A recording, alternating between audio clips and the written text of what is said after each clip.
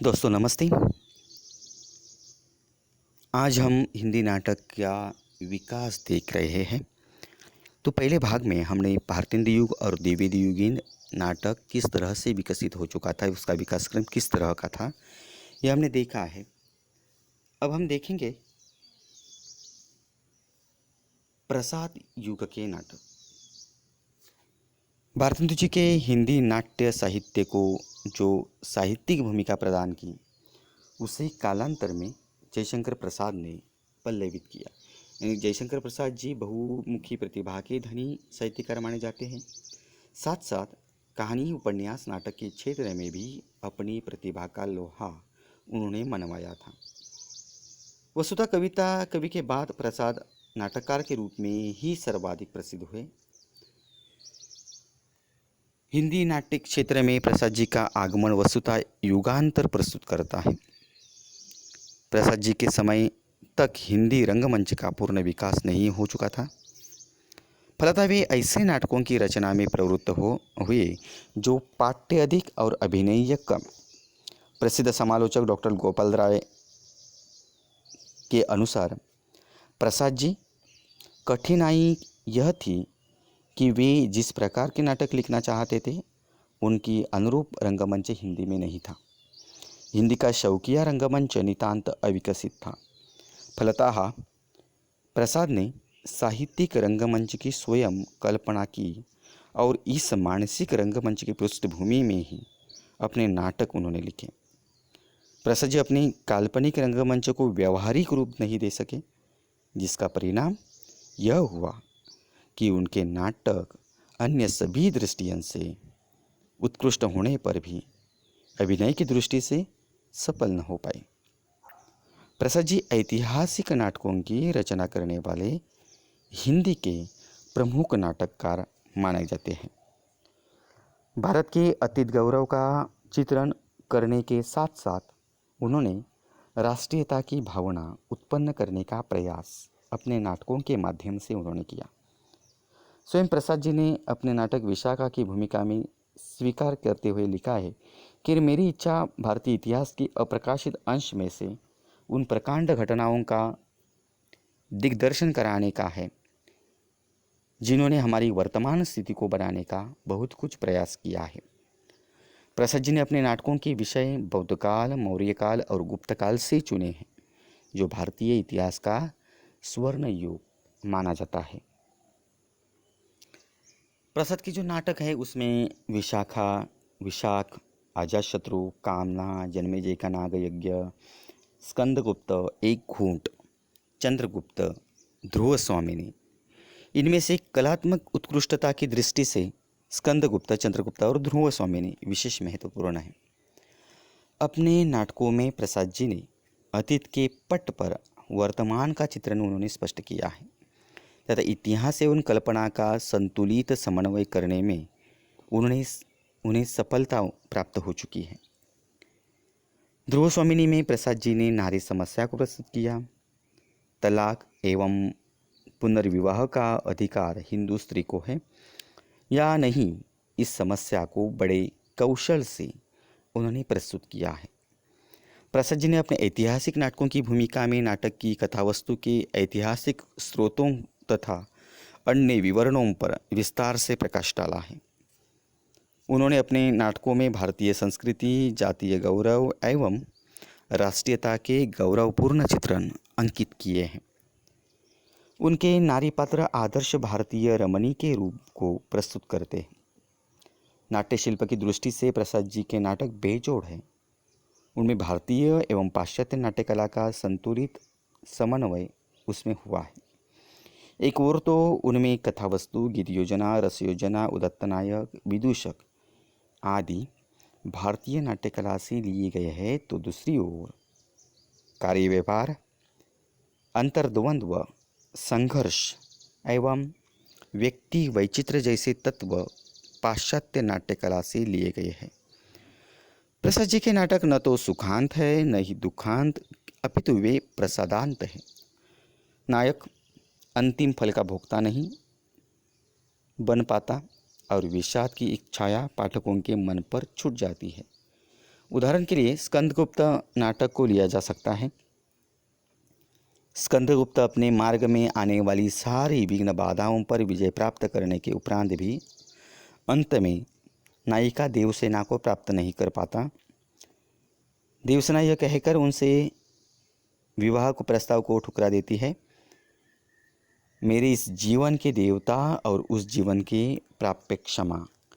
रंगमंचीयता अभिनयता की दृष्टि से प्रसाद जी के नाटक दोषपूर्ण है।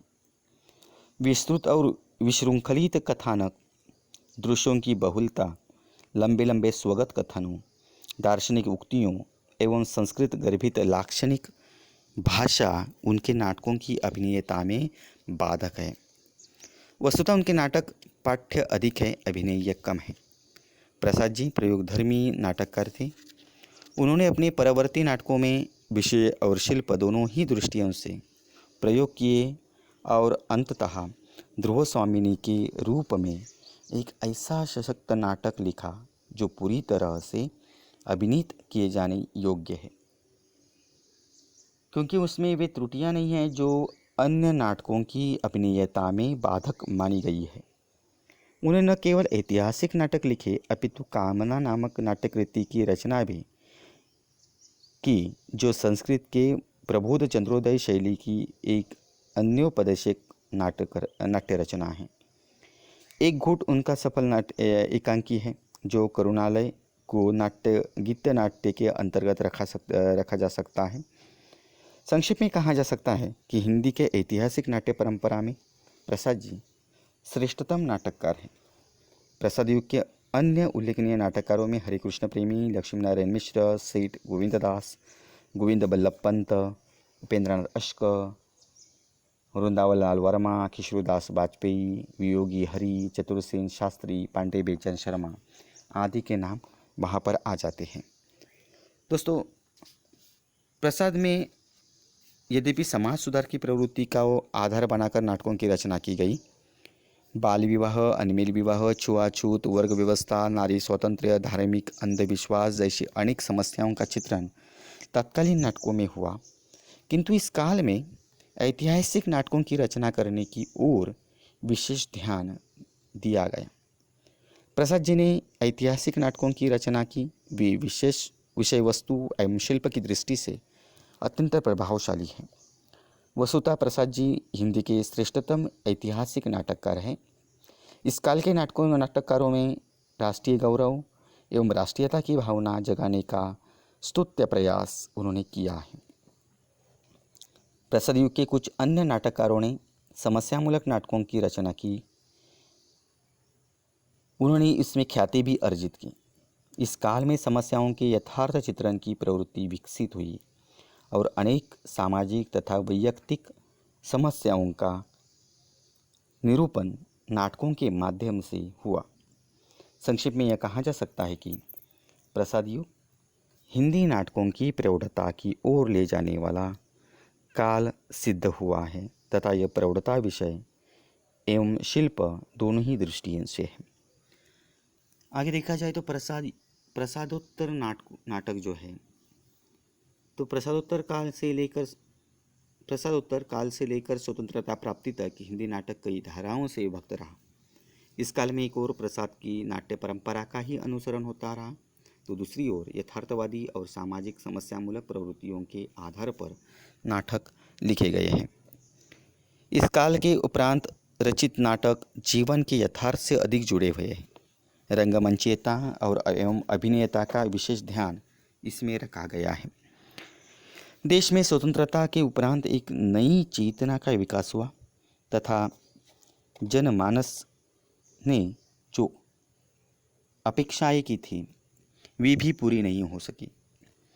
सर्वत्र स्वार्थपरता, छल कपट, भ्रष्टाचार, अवसरवादिता का बोलबाला हो गया। युवा पीढ़ी दिग्भ्रमित हो गई। बढ़ती हुई बेरोजगारी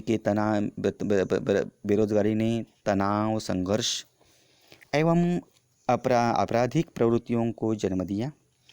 मूल्यों में परिवर्तन हुआ और समाज का ढांचा बिखरने लगा।